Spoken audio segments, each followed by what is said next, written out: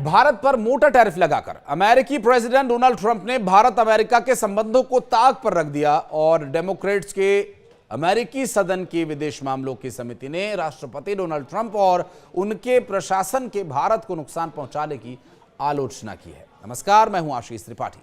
अपने कदम से अपनों में घिरे डोनाल्ड ट्रंप दरअसल भारत पर रूसी तेल की खरीद पर यूक्रेन युद्ध में रूस की आर्थिक मदद का आरोप लगाते हुए भारत पर 50% टैरिफ उन्होंने लगा दिया।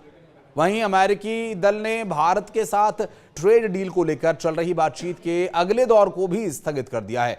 इन नीतियों की वजह से अब ट्रंप को घर में ही विरोध का सामना करना पड़ रहा है। अमेरिकी राजनेताओं और विशेषज्ञों ने ट्रंप की टैरिफ नीतियों और भारत पर लगाए गए शुल्क की कड़ी आलोचना की है। बुधवार से भारत कर अतिरिक्त 25% टैरिफ लागू होने के बाद कई अमेरिकी सांसदों, राजनयिकों, विशेषज्ञों ने चेतावनी दी है कि यह कदम अमेरिका की सबसे महत्वपूर्ण राजनीतिक साझेदारियों में से एक को नुकसान पहुंचा सकता है।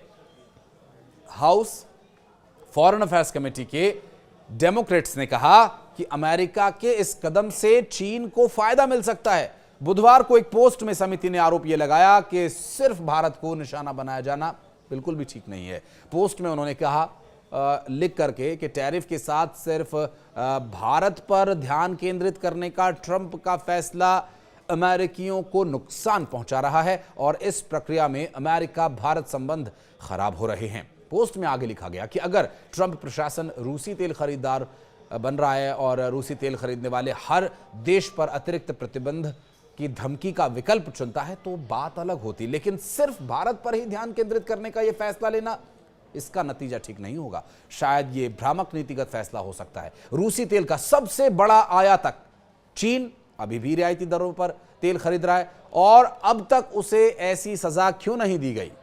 वहीं अमेरिका के पूर्व उपराष्ट्रपति माइक पेंस ने भी ट्रंप की नीति की आलोचना की है। पेंस ने सोशल मीडिया पर एक पोस्ट में कहा कि अमेरिकी कंपनियां और अमेरिकी उपभोक्ता अमेरिकी टैरिफ की कीमत चुका रहे हैं। पेंस ने एक लेख भी शेयर किया जिसमें बताया गया कि कैसे फोर्ड ने अपनी ज्यादातर गाड़ियां अमेरिका में बनाई, इसके बावजूद सिर्फ 3 महीनों में ही $80 करोड़ का टैरिफ चुकाया गया। अमेरिका के पूर्व उप विदेश मंत्री कर्ट कैंपबेल ने अमेरिका और भारत की साझेदारी को 21वीं सदी में अमेरिका का सबसे महत्वपूर्ण रिश्ता बताया। उन्होंने कहा कि प्रधानमंत्री नरेंद्र मोदी को राष्ट्रपति ट्रंप के आगे घुटने नहीं टेकने चाहिए। भारत में अमेरिका के पूर्व राजदूत केनेथ जस्टर ने भी इन चिंताओं को दोहराया और कहा कि अचानक टैरिफ की घोषणा एक कूटनीतिक झटका है जिससे अमेरिका का ही नुकसान होगा। तो वहीं ट्रंप की रिपब्लिकन पार्टी के कुछ नेताओं ने भी ट्रंप की नीतियों पर सवाल उठाए। पूर्व संयुक्त राष्ट्र राजदूत और विदेश मंत्री पद के उम्मीदवार निकी हेली ने हाल ही में कहा कि व्यापार को लेकर भारत के साथ संबंधों को कमजोर करना एक रणनीतिक आपदा होगी जिससे चीन का मुकाबला करने की अमेरिका की क्षमता को नुकसान पहुंच सकता है। और ट्रंप के राष्ट्रीय सुरक्षा सलाहकार रहे जॉन बोल्टन ने टैरिफ को लेकर के जो बयान दिया उससे भी आप हैरान रह जाएंगे। उन्होंने कहा यह एक गलती है।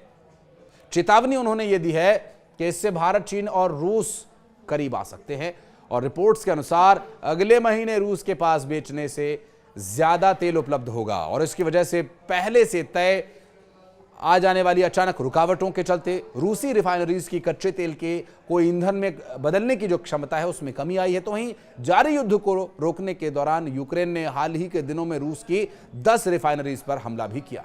आंकड़े बताते हैं कि इसके चलते रूस की ऑयल रिफाइनरी करने की जो क्षमता है वो 17% तक प्रभावित हुई है। साल 2022 में शुरू हुई इस सैन्य कार्रवाई के बाद रूस पर पश्चिम के कई देशों ने प्रतिबंध लगाया हुआ है और इस दौरान भारत रूसी तेल का सबसे बड़ा खरीदार बनकर सामने आया था। हालांकि अब अमेरिकी सरकार इस लेन देन पर आपत्ति जता रही है। ट्रंप की शुरुआती घोषणा में 25% टैरिफ और जुर्माना शामिल थे, तो वहीं बाद में 25% शुल्क और लगाया गया। इस लिहाज से भारत पर कुल टैरिफ 50% पहुंच गया। अमेरिका ने भारत पर रूसी तेल खरीदार मुनाफाखोरी का भी आरोप लगाया, जबकि भारत की तरफ से पहले ही यह साफ किया जा चुका है कि यूरोपीय संघ और अमेरिकी खुद भी रूस से अरबों डॉलर का व्यापार कर रहे हैं। रिपोर्ट के मुताबिक अगर भारत ने तेल खरीदना बंद कर दिया तो रूस अपना मौजूदा निर्यात बरकरार नहीं रख पाएगा और इसका सीधा असर उसके तेल से मिलने वाले राजस्व पर भी पड़ेगा। दरअसल डेमोक्रेट सांसदों की इस समिति ने रूसी तेल खरीद को लेकर भारत को निशाना बनाने को गलत ठहराया। सांसदों का कहना है कि जहां भारत से रिश्तों में सुधार आ रहा था तब उस पर टैरिफ लगाया गया, वहीं रूस के सबसे बड़े कच्चे तेल के निर्यातकों में से एक चीन पर ऐसा कोई दंड नहीं लगाया गया। डेमोक्रेट्स ने कहा कि भारतीय आयात पर ट्रंप द्वारा लगाया गया यह टैरिफ अमेरिकियों को नुकसान पहुंचा रहा है।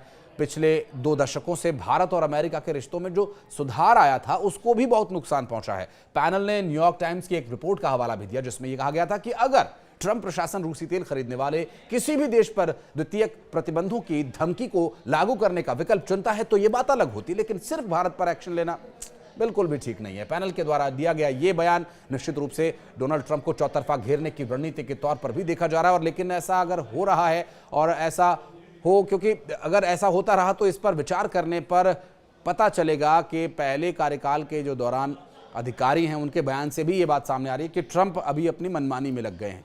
क्योंकि पहले कार्यकाल के दौरान व्हाइट हाउस में मौजूद अधिकारियों ने बताया कि आपसी अविश्वास की शुरुआत जो है वो 22 जुलाई 2019 से हुई थी, खास करके भारत के साथ। और इस दिन ट्रंप ने व्हाइट हाउस में पाकिस्तान के तत्कालीन प्रधानमंत्री इमरान खान से मुलाकात की थी। ट्रंप ने कहा कि अगर भारत पाकिस्तान राजी हो तो वो कश्मीर मसले में मध्यस्थता करने के लिए तैयार है, लेकिन भारत ने पहले इस पर स्पष्ट कर दिया कि भारत कश्मीर के मामले पर किसी की मध्यस्थता के लिए बिल्कुल राजी नहीं है।